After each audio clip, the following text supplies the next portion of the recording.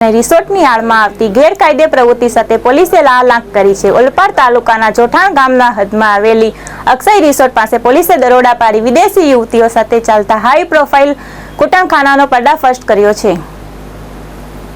પોલીસને બાતમી મળી હતી કે અક્ષય રિસોર્ટનો માલિક અને સુનિલ યાદવ નામના શખ્સ બહારથી વિદેશી યુવતીઓ લાવી દેહ વિક્રયનો કાળો કારોબાર ચલાવે છે। રિસોર્ટના ઉપરના માળે રૂમો ભાડે આપી ગ્રાહકો પાસેથી પ્રતિ વ્યક્તિ 2000 થી 8000 રૂપિયા વસૂલવામાં આવતા હતા।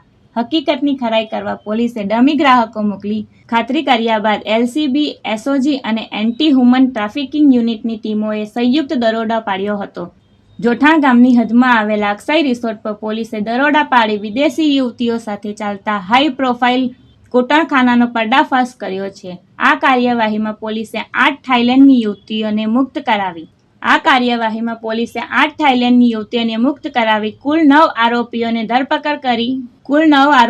ધરપકડ કરી જ્યારે મુખ્ય સૂત્રધાર 2 ને વોન્ટેડ જાહેર કર્યા છે। હિતેશ પરીખ, દ્રષ્ટિકોણ ન્યૂઝ, સુરત।